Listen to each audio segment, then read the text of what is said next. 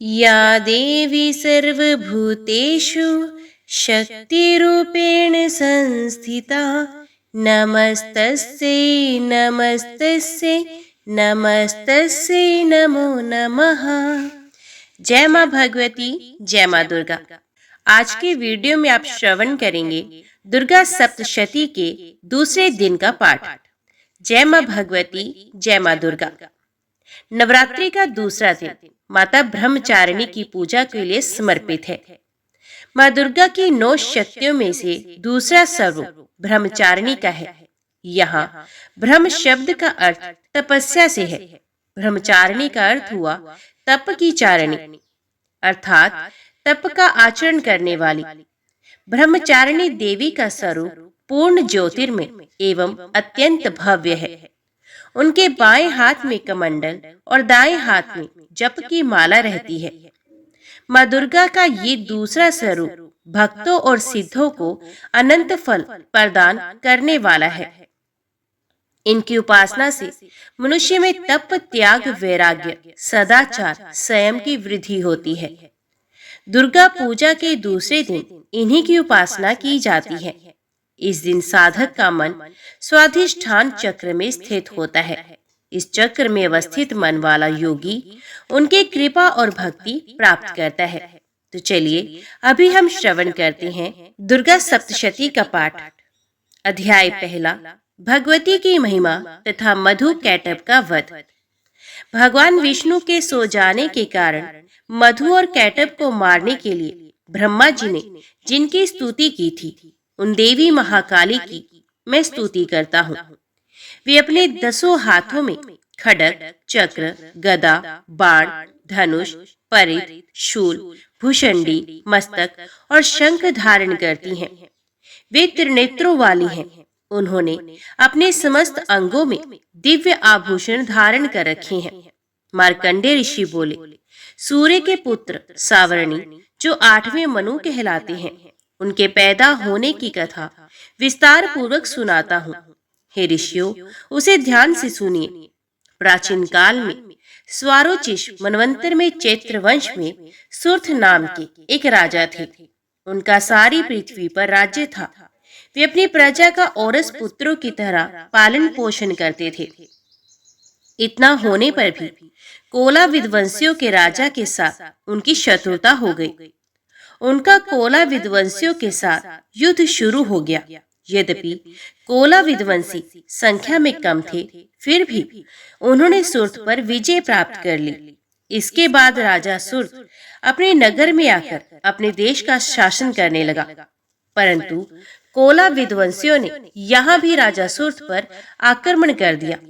राजा सुर्थ का बुरा समय जानकर उसके दुरात्मा, दुष्ट और बलवान मंत्रियों ने राजा की सेना, कोष आदि पर अपना अधिकार जमा लिया। अपना बुरा समय समझकर राजा सुर्थ अकेला ही घोड़े पर बैठकर हिरण का शिकार खेलने के बहाने घने जंगल में चला गया। वहां पर उसे एक आश्रम दिखाई दिया, जहां पर जंगली पशु अपनी पारंपरिक हिंसावृत्ति को छोड़कर शांतिपूर्वक विचरण कर रहे थे। वे आश्रम मेधा मुनि का था। आश्रम में पहुंचकर राजा सुर्थ ने अपने आसन पर विराजमान महर्षि मेधा को दंडवत प्रणाम किया। मुनि द्वारा उचित सत्कार पाने के कारण राजा सुर्थ कुछ काल तक वहां इधर उधर विचरण करता हुआ आश्रम में ही रहने लगा। कुछ काल तक आश्रम में रहने के बाद राजा सुर्थ के मन को राज्य की ममता ने आकृष्ट कर लिया। वे सोचने लगा, जिस प्रकार प्रजा का पालन मैंने पुत्रवत किया था तथा मेरे पूर्वज जिसे पूर्व काल से पालते आए थे, आज वे राज्य मुझसे छिन गया है। मेरे ही नौकर चाकर और मंत्री दुराचारी हो गए हैं। पता नहीं अब वे प्रजा का पालन धर्म पूर्वक करते होंगे या नहीं। मेरा श्रेष्ठ शूरवीर हाथी जो सदा मद की वर्षा करता रहता था, वे ना जाने क्या क्या कष्ट उठा रहा होगा। मेरे आज्ञाकारी नौकर चाकर जो प्रतिदिन प्रसन्नता से धन और भोजन प्राप्त किया करते थे, अब वे दूसरे राजा की आज्ञा का पालन करते होंगे। मेरे कठिन परिश्रम से भरे पूरे कोष को वे फिजूल खर्च करके खाली कर देंगे। क्या वास्तव में मेरे द्वारा संचित खजाना सचमुच नष्ट हो जाएगा? इस प्रकार और भी बातें राजा के मन को व्यथित करने लगी। इस प्रकार सोचते सोचते एक दिन आश्रम के पास राजा सूर्थ की भेंट एक वैश्य से हुई। राजा ने उससे पूछा, तुम कौन हो? यहाँ किस लिए आए हो? तुम्हारा मुख मलिन और शोकग्रस्त दिखाई दे रहा है, इसका क्या कारण है? वैश्य ने उत्तर दिया, मेरा नाम समाधि है। मेरा जन्म वैश्य जाति में हुआ है। धन के लोभ में पड़कर मेरे पुत्र व स्त्री ने मुझे घर से निकाल दिया है। अब मैं स्वजनों से रहित दुखी होकर इस घने जंगल में घूम रहा हूँ। मेरे पीछे मेरे स्वजनों का क्या हाल होगा, इसकी चिंता मुझे सता रही है। पता नहीं मेरे स्वजन किस अवस्था में रह रहे होंगे। वे पवित्र जीवन बिता रहे होंगे या दुराचारी बन गए होंगे। राजा बोला, तेरे पुत्र, स्त्री तथा बंधु बांधवों ने लोभवश तेरा सब कुछ छीन लिया है, फिर भी तेरा मन उनसे क्यों प्रेम करता है? वैश्य ने उत्तर दिया, आपका कहना ठीक है, किंतु क्या करूं? मेरा मन निष्ठुर नहीं हो पाता। उन्होंने धन के लोभ में पड़कर पिता का स्नेह, पति का प्रेम तथा आत्मीयजन के स्नेह को तिलांजलि देकर मुझे घर से निकाल दिया। हे राजन, मेरा पता नहीं मन फिर भी उन्हीं में क्यों आसक्त हो रहा है। उनके लिए अब भी मैं लंबी लंबी सांसें ले रहा हूँ। मेरा मन अत्यंत दुखी हो रहा है। मार्कंडेय ऋषि बोले, हे ब्राह्मण, इसके पश्चात राजा सूर्थ और वे वैश्य दोनों महर्षि मेधा के पास गए और दंडवत प्रणाम करके राजा सूर्थ महर्षि से बोले, भगवान, मैं आपसे एक बात पूछना चाहता हूँ, उसे बताइए। मेरा मन मेरे वश में नहीं। ये बात मेरे मन को आंदोलित कर रही है। मेरा राज्य मेरे हाथों से निकल गया है, फिर भी मेरी ममता राज्य के बारे में बनी हुई है। इधर इस वैश्य को भी पुत्र, स्त्री तथा संबंधियों ने अपमानित करके घर से निकाल दिया है। यद्यपि इसे इसके संबंधियों ने त्याग दिया है, फिर भी इसका मन उनमें ही रमा हुआ है। इस प्रकार हम दोनों अत्यंत दुखी हैं। हे ऋषिवर, उन लोगों के अवगुणों को देखकर भी हम दोनों के मन में उनके लिए ममता उमड़ रही है। हमें इसका ज्ञान होते हुए भी ऐसा क्यों है? अज्ञानी मनुष्यों की तरह हम दोनों में ये मूढ़ता क्यों है? महर्षि मेधा बोले, विषय मार्ग का ज्ञान सब जीवों को है। इसी प्रकार विषय भी सबके लिए अलग है। कुछ प्राणी दिन में नहीं देखते तो कुछ प्राणी रात में नहीं देखते। कुछ प्राणी दिन और रात में बराबर देखते हैं। ये ठीक है कि मनुष्य सब प्राणियों में समझदार है, किंतु केवल वे ही ऐसे नहीं होते। पशु पक्षी भी ज्ञान रखते हैं। जैसा ज्ञान मनुष्यों में है, वैसा ही ज्ञान पशु पक्षियों में भी है। ज्ञान होने पर भी इन पक्षियों को देखो, ये अपने बच्चे की चोंच में दाना डाला करते हैं। भूख से पीड़ित होने पर भी ये पहले बच्चों को खिलाते हैं। हे भद्र पुरुषों, क्या उन पुरुषों को नहीं देखते जो प्रत्युपकार के लोभ के कारण पुत्रों की प्राप्ति की कामना करते हैं? लोभ के वशीभूत होकर उनका पालन पोषण करते हैं। पुत्र पौत्र उनका भरण पोषण भी ना भी करे, फिर भी माता पिता तो अपने बच्चों का पालन पोषण करते ही हैं। संसार में महामाया के प्रभाव से ममता रूपी भंवर से युक्त होकर मोह के भंवर में डाल दिए गए हैं। इसमें विस्मय करने की कोई बात नहीं, क्योंकि ये सब भगवान विष्णु की योग निद्रा है। महामाया ने सारे विश्व को मोहित कर रखा है। वही देवी योग माया ज्ञानियों के चित्त भी बलपूर्वक खींचकर मोह में डाल देती है। उसी महामाया के द्वारा ये चराचर संसार उत्पन्न होता है। देवी महामाया प्रसन्न होकर अपने भक्तों को वरदान देती हैं, जिससे मुक्ति प्राप्त होती है। वही मुक्ति की परम हेतु है। वही सनातनी ब्रह्म ज्ञान स्वरूप विद्या है। ये देवी ही सांसारिक बंधनों का कारण है तथा वही सर्वेश्वर की ईश्वरी है। राजा सूर्थ बोले, हे महात्मा, आप जिसको महामाया कहते हैं, वे कौन सी देवी हैं? हे ब्राह्मण श्रेष्ठ, ये देवी किस प्रकार उत्पन्न हुई? उनका कार्य क्या है? उनका स्वभाव स्वरूप आदि के विषय में जानना चाहता हूँ। ऋषि बोले, हे राजन, वे देवी तो नित्य स्वरूपा है, उसके द्वारा ये संसार रचा गया है। फिर भी उसकी उत्पत्ति अनेक प्रकार से होती है, वे सब मैं आपको बताता हूँ। वे देवताओं का कार्य सिद्ध करने के लिए प्रकट होती हैं। एक बार संसार को जलमग्न करके जब विष्णु भगवान योग निद्रा का आश्रय लेकर शेष शैया पर सो रहे थे, तब मधु कैटभ नाम के 2 प्रसिद्ध राक्षस उनके कानों के मैल से प्रकट हुए और ब्रह्मा जी को मारने दौड़े। ब्रह्मा जी विष्णु जी की नाभि कमल में जा छिपे। ब्रह्मा जी ने भगवान विष्णु को सोया हुआ देखकर हृदय को एकाग्र करके इसी योग निद्रा की स्तुति की। ये स्तुति भगवान विष्णु को जगाने हेतु की गई थी। उस समय भगवान विष्णु के नेत्रों में योग निद्रा देवी ने निवास कर रखा था। योग निद्रा देवी भगवान विष्णु की अतुल तेज वाली अनुपम शक्ति है। ब्रह्मा जी बोले, हे महामाया, तुम ही स्वाहा हो, तुम ही स्वधा हो, तुम ही वष्टकार स्वर हो। हे देवी, तुम ही अमृत हो, नित्य ओंकार स्वरूप अक्षर ब्रह्म में अ ओ म इन 3 मात्राओं में तुम ही स्थित हो तथा इन 3 मात्राओं के अतिरिक्त नित्य आधी मात्रा व्यंजन जिसका उच्चारण विशेष रूप से नहीं हो सकता, वे भी तुम ही हो। हे देवी, तुम ही संध्या हो, तुम ही सावित्री हो, और हे देवी, तुम ही संसार की जननी अर्थात संसार की रचना करने वाली माता हो। संसार का पालन भी तुम ही करती हो, अंत में इसका संहार भी तुम ही करती हो। हे मातेश्वरी, सृष्टि को रचते समय तुम सृष्टि रूपा हो, पालते समय तुम स्थिति रूपा हो, कल्पांत में जब संसार का परलय करती हो तो सहती रूपा भी तुम ही हो।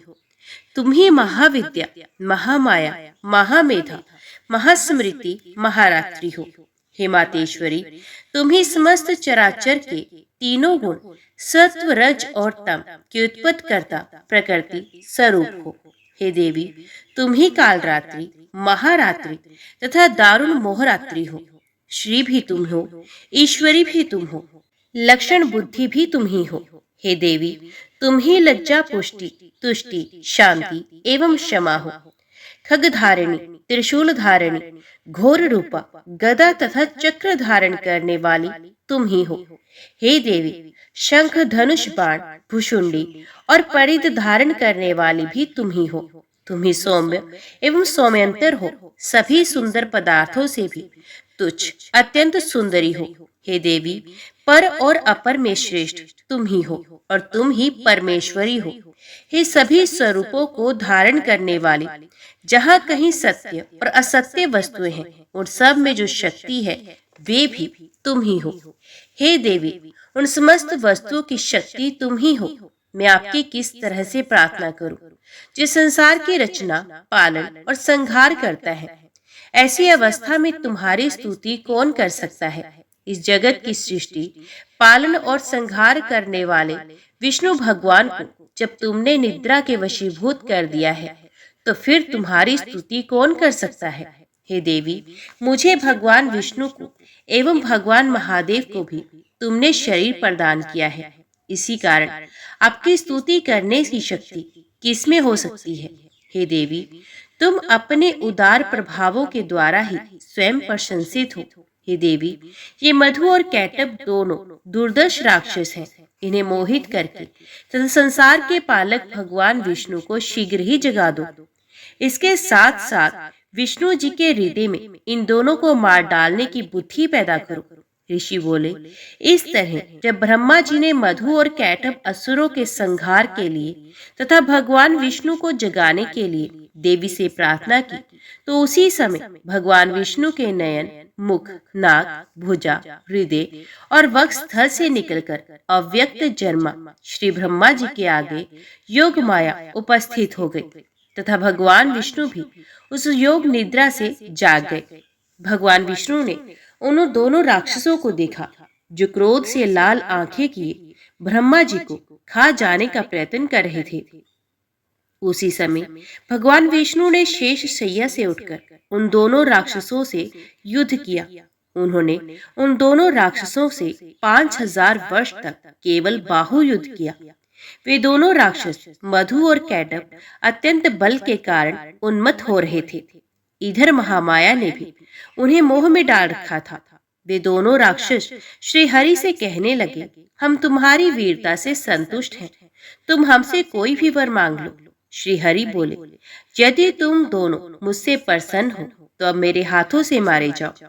बस इतना सा ही मैं तुमसे वर मांगता हूँ, यहाँ दूसरे किसी वर से क्या लेना है। ऋषि ने कहा। इस प्रकार धोखे में आ जाने पर जब भगवान श्री हरि ने उन दोनों से ये वरदान ले लिया तो वे दोनों राक्षस श्री हरि से कहने लगे, हमें सब जगह जल ही जल दिखाई देता है, इसलिए हमारा वध इस स्थान पर कीजिए जहाँ पृथ्वी पर पानी न हो। ऋषि मेधा ने कहा, तथास्तु, ऐसा ही होगा। कहकर शंख चक्र गदाधारी भगवान ने उन दोनों के सर अपनी जंघाओं पर रखकर चक्र से काट डाले। इस प्रकार ये महामाया देवी श्री ब्रह्मा जी की प्रार्थना पर स्वयं उत्पन्न हुई। हे राजन, मैं अब इसके प्रभाव को बताता हूँ, आप ध्यान से सुनिए। जय मां दुर्गा। दूसरा अध्याय, देवी जी का प्रादुर्भाव व महिषासुर की सेना का वध। ऋषि बोले, प्राचीन काल में देवताओं और राक्षसों में 100 वर्ष तक युद्ध चलता रहा। उस समय राक्षसों के स्वामी महिषासुर और देवताओं के स्वामी इंद्र थे। इस युद्ध में देवताओं की सेना महाबली राक्षसों से पराजित हो गई। सब देवताओं पर विजय प्राप्त कर महिषासुर स्वयं इंद्र बन बैठा। पराजित होने पर देवता ब्रह्मा जी के नेतृत्व में भगवान विष्णु और भगवान शंकर की शरण में गए। उन्होंने उनको अपनी पराजय तथा महिषासुर के बल और प्रताप का संपूर्ण विवरण सुनाया। महिषासुर ने सूर्य, इंद्र, अग्नि, वायु, चंद्रमा, यम, वरुण तथा अन्य देवताओं के सभी अधिकार छीन लिए हैं। वे स्वयं ही सबका अधिपति बन गया है। उसने सभी देवताओं को स्वर्ग से निकाल दिया है। महिषासुर महान दुरात्मा है। सभी देवता पृथ्वी पर मनुष्यों की भांति विचरते हैं। अब हम आपकी शरण में आए हैं, उसके वध का कोई उपाय कीजिए। देवताओं की दीन वाणी सुनकर भगवान विष्णु और भगवान शिव अत्यधिक क्रोध में भर गए। उनकी भ्रुकुटी टन गई और आंखें लाल हो गई। उसी समय ब्रह्मा, विष्णु और शिव के मुंह से पूर्ण क्रोध के कारण एक महान तेज प्रकट हुआ। इसी प्रकार अन्य सभी देवताओं के शरीर से भी बड़ा भारी तेज निकला। वे सब तेज मिलकर एकाकार हो गया। महान तेज का एक पुंज ज्वालायमान पर्वत सा जान पड़ता था। देवताओं ने देखा, उसकी ज्वालाएं संपूर्ण दिशाओं में व्याप्त हो रही हैं। वे तेज पुंज सभी देवताओं के शरीर से प्रकट होने के कारण उसकी तुलना किसी से भी नहीं की जा सकती थी। एकत्रित होने पर वे पुंज एक नारी के रूप में परिणित हो गया और उसके प्रकाश से तीनों लोक भर गए। भगवान शंकर के तेज से उस देवी का मुख प्रकट हुआ। यमराज के तेज से देवी के बाल प्रकट हुए तथा विष्णु भगवान के तेज से देवी की भुजाएं प्रकट हुई। चंद्रमा के तेज से देवी के दोनों स्तन, इंद्र के तेज से उनका कट प्रदेश, वरुण के तेज से देवी की जंघा एवं उरुस्थल, पृथ्वी के तेज से नितंभों का निर्माण हुआ। ब्रह्मा जी के तेज से देवी के दोनों चरण, सूर्य के तेज से चरणों की उंगलियां, वसुओं के तेज से हाथों की उंगलियों का, कुबेर के तेज से नासिका का निर्माण हुआ। प्रजापति के तेज से दांतों का, अग्नि के तेज से तीनों नेत्रों का निर्माण हुआ। संध्याओं के तेज से दोनों बाहों का, वायु के तेज से दोनों कानों का निर्माण हुआ। इसी प्रकार दूसरे देवताओं के तेज से कल्याणकारी देवी का प्रादुर्भाव हुआ। समस्त देवताओं के तेज पुंज से प्रकट हुई देवी को देखकर महिषासुर से पीड़ित सभी देवताओं की प्रसन्नता का ठिकाना न रहा। भगवान शिव ने अपने त्रिशूलों में से एक त्रिशूल देवी को दिया। भगवान विष्णु ने अपने चक्र में से एक चक्र देवी को दिया। वरुण ने शंख, अग्नि ने शक्ति, पवन ने धनुष और बाणों से भरा तरकश देवी को प्रदान किया। इसी प्रकार इंद्र ने अपने वज्र में से एक वज्र, ऐरावत हाथी से उतारकर एक घंटा देवी को प्रदान किया। यमराज ने काल दंड से दंड, वरुण ने पाश, प्रजापति ने स्फटिक की माला तथा ब्रह्मा जी ने कमंडल से कमंडल प्रदान किया। सूर्य भगवान ने देवी के समस्त रोमकूपों में अपनी किरणों का तेज भर दिया। काल ने उन्हें चमकती हुई ढाल और तलवार दी। क्षीरसागर ने उन्हें उज्जवल हार तथा सभी जीर्ण न होने वाले 2 दिव्य वस्त्र भेंट किए। साथ ही उन्हें दिव्य चूड़ामणि, कानों के लिए 2 दिव्य कुंडल तथा कड़े प्रदान किए। इसके साथ ही उन्हें उज्जवल अर्धचंद्र, बाहों के लिए बाजूबंद, चरणों के लिए नुपुर, गले के लिए सुंदर हंसली प्रदान की। अंगुलियों के लिए रत्न जड़ित अंगूठियां भी प्रदान की। विश्वकर्मा ने उन्हें फरसा और कई प्रकार के अस्त्र और अभेद्य कवच प्रदान किए। इसके अतिरिक्त कभी न मुरझाने वाले कमल के फूलों की मालाएं भी भेंट की। समुद्र ने उन्हें सुंदर कमल के पुष्प भेंट किए। हिमालय ने सवारी के लिए उन्हें सिंह और तरह तरह के रत्न भेंट किए। यक्षराज कुबेर ने उन्हें मधु से भरा हुआ पात्र तथा शेष नाग ने बहुमूल्य मणियों से विभूषित नागहार भेंट किया। इसी प्रकार अन्य सभी देवताओं ने भी अनेक प्रकार के आभूषण और आयुध भेंट किए। इस प्रकार सम्मानित होने पर देवी ने उच्च स्वर से गर्जना की। उनके इस भयंकर नाद से समस्त भूमंडल और आकाश गूंज उठा। देवी के अट्टहास से पृथ्वी कांपने लगी। ये घोर गर्जना कहीं समा न सकी। समस्त लोग क्षुब्ध हो गए। समुद्र में ऊंची ऊंची लहरें उठने लगी। पृथ्वी हिलने लगी। सभी देवता प्रसन्न होकर सिंह वाहिनी देवी की जय जयकार करने लगे। ऋषि मुनि भी भगवती देवी की नम्रता पूर्वक प्रार्थना करने लगे। इस प्रकार देवी भगवती ने सारे विश्व को भय मुक्त कर दिया। असुर सेना भी हथियारों सहित लड़ने को तैयार हो गई। महिषासुर क्रोधित होकर बोला, ये क्या हो रहा है? महिषासुर सेना के साथ उस तरफ दौड़ा जहां पर देवी भगवती अट्टहास कर रही थी। उसी समय उसने तीनों लोकों में व्याप्त भगवती को देखा।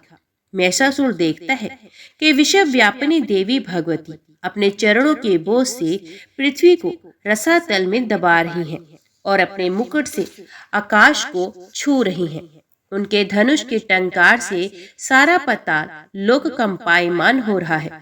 महिषासुर ने देखा कि देवी भगवती ने अपनी सहस्रों भुजाएं सब दिशाओं में फैला रखी हैं। देवी का राक्षसों के साथ युद्ध प्रारंभ हो गया। अनेकों प्रकार के अस्त्रों शस्त्रों से सबकी सब दिशाएं उद्भाषित होने लगी। महिषासुर की सेना का सेनापति चिक्षुर आगे बढ़कर देवी के साथ युद्ध करने लगा। दूसरे राक्षसों की चतुरंगनी सेना लेकर चामर भी लड़ने लगा। उदगर नामक महादैत्य भी 60,000 महारथियों को लेकर युद्ध में कूद पड़ा। महाहनु नामक दैत्य 1 करोड़ रथियों को लेकर और 80 लोमा नामक असुर 5 करोड़ सैनिकों को लेकर युद्ध करने लगा।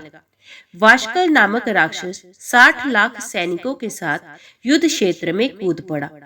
वृत्त नामक राक्षस भी 1 करोड़ रथी सेना लेकर युद्ध के मैदान में कूद पड़ा। विडालक्ष नामक राक्षस भी 1.5 करोड़ सेना लेकर भगवती से युद्ध करने लगा।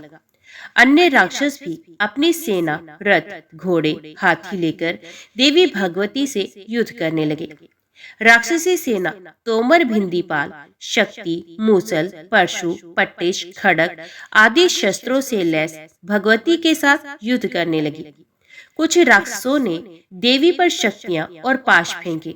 देवी भगवती ने राक्षसों द्वारा अपने ऊपर फेंके गए अस्त्र शस्त्रों को इस प्रकार काट डाला कि मानो कोई गाजर मूली काट रहा हो। चंडी देवी के तेज को देखकर देवता और ऋषि उनकी स्तुति करने लगे। इससे देवी उत्साहित होकर अपने शस्त्रों द्वारा राक्षस सेना को निशाना बनाने लगी। उनका वाहन शेर भी क्रोधित होकर गर्दन के बालों को हिलाने लगा तथा दहाड़ने लगा। वे राक्षसों की सेना में इस प्रकार घूमने लगा मानो वन में आग लग गई हो। देवी क्रोध में भरकर नथुने फुलाकर श्वास छोड़ने लगी। उनके प्रत्येक श्वास से सैकड़ों हजारों गण पैदा हो गए। उन गणों ने खग, भिंदीपाल, परशु, पट्टिश आदि से युद्ध करना शुरू कर दिया। वे देवी के गण राक्षसों का नाश करने लगे। कुछ गण नगाड़े, शंख आदि बजाने लगे। कुछ गण मृदंग बजाने लगे। तब देवी भगवती ने त्रिशूल, गदा तथा शक्तियों से आक्रमण कर दिया। रणचंडिका देवी ने तलवारों से सैकड़ों असुरों को मौत के घाट उतार दिया। कुछ राक्षस देवी के घंटे की आवाज से मोहित हो गए। बहुत से राक्षसों को देवी ने अपने पाश में बांधकर पृथ्वी पर घसीटकर मार डाला। देवी भगवती ने बहुत से राक्षसों को अपनी गदा और मूसल की मार से घायल कर दिया। कितने ही राक्षसों के हृदय शूल से फट गए।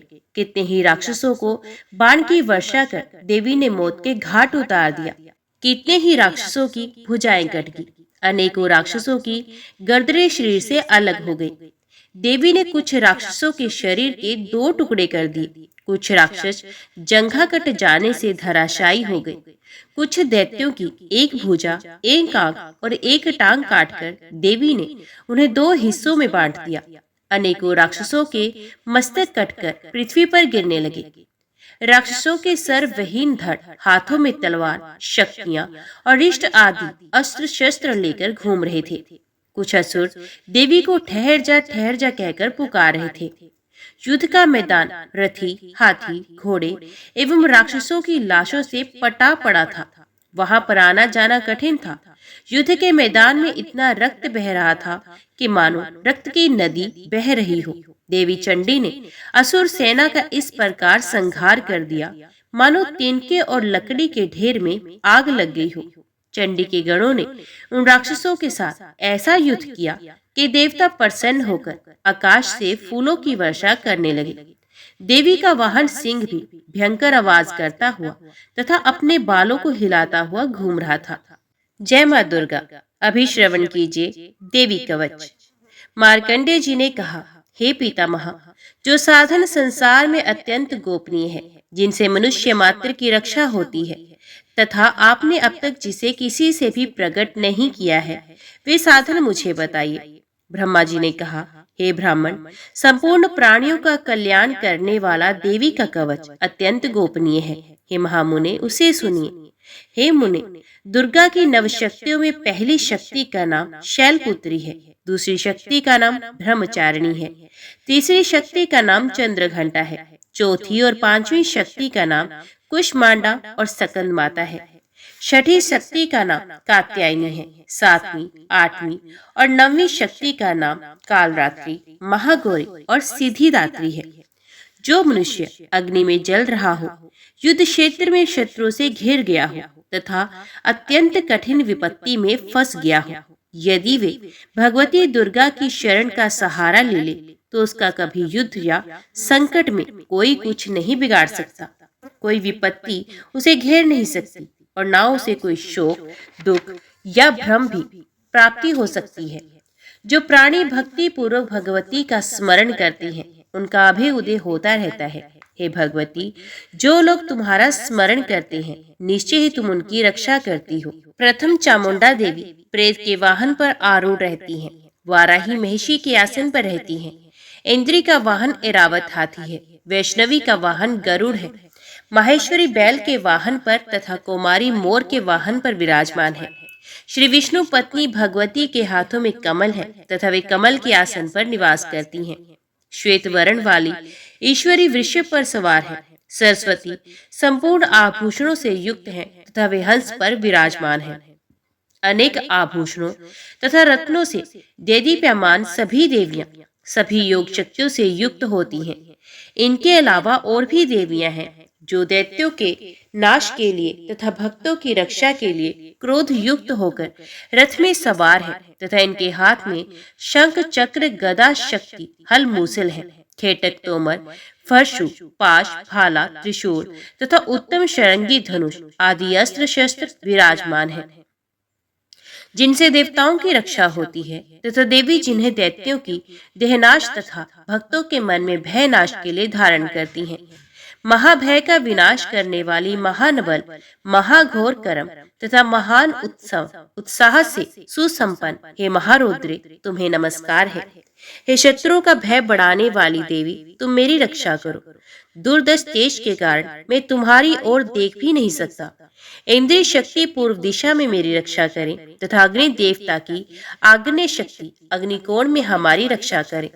वाराही शक्ति दक्षिण दिशा में, खड्गधारिणी नेतृत्व कोण में, वारुणी शक्ति पश्चिम दिशा में तथा मृग के ऊपर सवार रहने वाली शक्ति वाव्य कोण में हमारी रक्षा करे।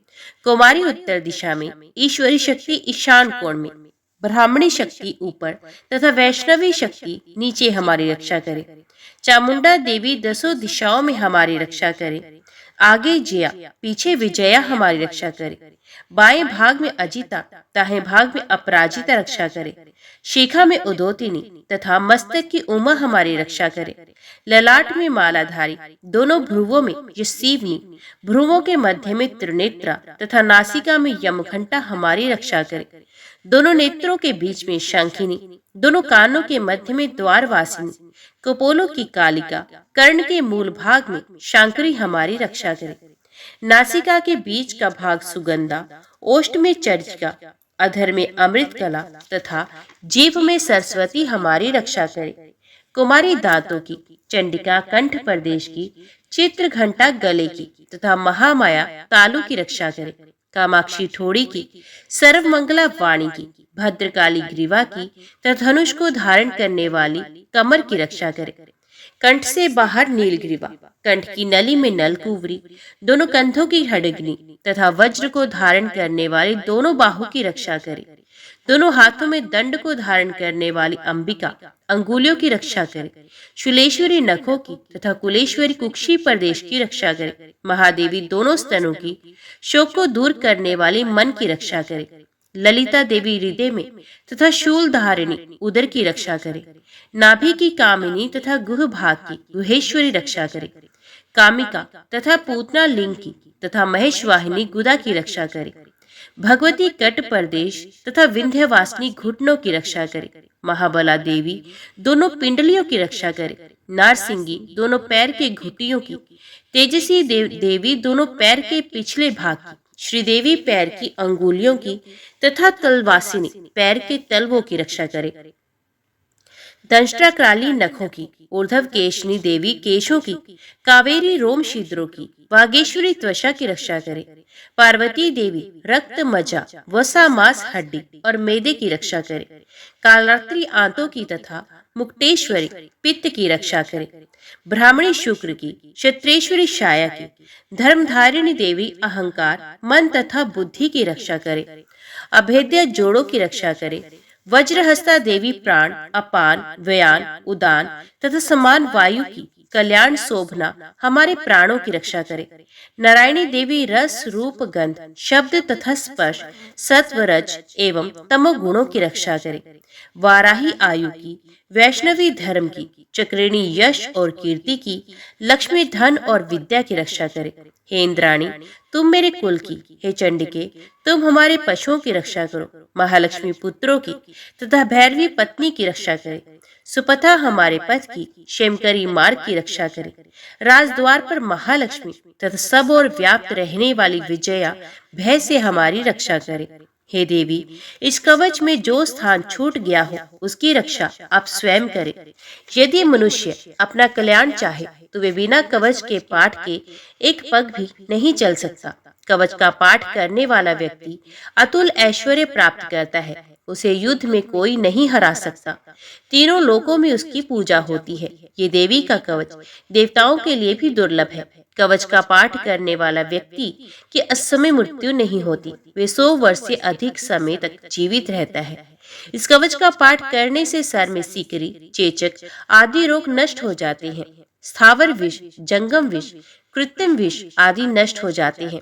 मारण, मोहन तथा उच्चाटन आदि किए गए अभिचार यंत्र मंत्र, पृथ्वी तथा आकाश में विचरण करने वाले ग्राम देवता, जल में पैदा होने वाले शत्रु देवता आदि कवच के पाठ करने वाले मनुष्य को देखते ही नष्ट हो जाते हैं।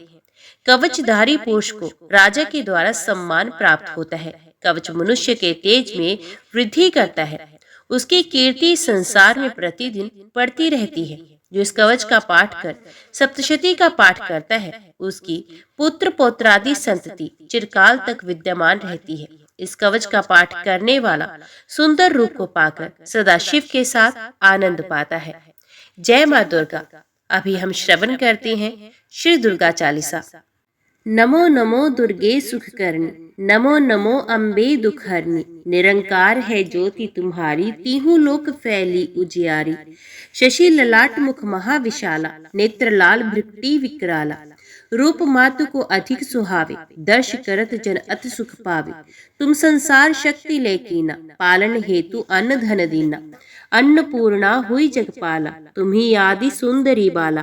परले काल सब नाशन हारी, तुम गौरी शिव शंकर प्यारे। शिव योगी तुम्हारे गुण गावे, ब्रह्मा विष्णु तुम्हें नित्य ध्यावे। रूप सरस्वती को तुम धारा, दे सुबुद्धि ऋषि मुनि न उबारा। धरा रूप नरसिंह को अम्बा, प्रगट भई फाड़ कर खम्बा। रक्षा कर प्रहलाद बचायो, हिरणाकुश को स्वर्ग पठायो। लक्ष्मी रूप धरो जग माही, श्री नारायण अंग समाही। क्षीर सिंधु में कर्त विलासा, दया सिंधु दीजे मनासा। हिंगलाज में तुम्ही भवानी, महिमा अमत न जात बखानी।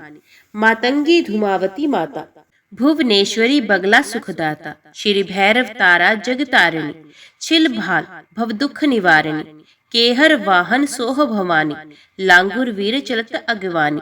कर में खप्पर खड़ग विराजे, जाको देख काल ढरबाजे। सोहे अस्त्र और त्रिशूला, जाते उठत शत्रु है शूला। नाग कोटि में तुम ही विराज, तीहूं लोकों में डंका बाजे। शुंभ निशुंभ दानव तुम मारे, रक्त बीज शंखन संघारे। महिषासुर नृप अतभिमानी, जय अघभार मही अकुलानी। रूप कराल काली को धारा, सेन सहित तुम ते संघारा। परिगाड़ संतन पर जब जब, भई सहाय मात तुम तब तब। अमरपुरी औरो सब लोका, तब महिमा सब रहे अशोका। वाला में है ज्योति तुम्हारी, तुम्हें सदा पूजे नर नारी। प्रेम भक्ति से जो जस गावे, दुख दारिद्र निकट नहीं आवे। ध्यावे तुम्हें जो नर मन लाए, जन्म रण ताको छुट जाए। जोगी सुरमुन कहत पुकारे, योग न हो बिन शक्ति तुम्हारी। शंकर आचारज तप कीनो, कामर क्रोध जीत सब लीनो। निज दिन ध्यान धरो शंकर को, काहू काल नहीं सुमिरो तुमको। शक्ति रूप को मरम न पायो, शक्ति गई तब मन पछतायो। शरणागत हुई कीर्ति बिखानी, जय जय जय जगदम्ब भवानी। भई प्रसन्न आदि जगदम्बा, दे शक्ति नहीं कीन विलंबा। मोको मात कष्ट अति घेरो, तुम बिन कौन हरे दुख मेरो। आशा तृष्णा निपट सतावे, रिपु मूर्ख मोह अत डर पावे। शत्रु नाश कीजिए महारानी, सुमरो इकचित तुम्हें भवानी। करो कृपा हे मात दयाला, रिद्धि सिद्धि दे करो निहाला। जब लग ज्यों दया फल पाओ, तुम्हारो जस मैं सदा सुनाओ। दुर्गा चालीसा जो गावे, सब सुख भोग परम पद पावे। देवी दास शरण निज जाने, करो कृपा जगदम्ब भवानी। दोहा। शरणागत रक्षा करे, भक्त रहे निशंक। मैं आया तेरी शरण में, मात लीजिए अंक। जय माँ भगवती, जय माँ दुर्गा। आज की वीडियो में इतना ही। उम्मीद करती हूँ वीडियो आपको पसंद आई होगी। वीडियो पसंद आई हो तो वीडियो को लाइक और चैनल को सब्सक्राइब जरूर कीजिएगा। जय माता दी लिखकर कमेंट बॉक्स में अपनी हाजिरी और अपने सुझाव देना ना भूलेगा। तो मिलते हैं अगली कथा।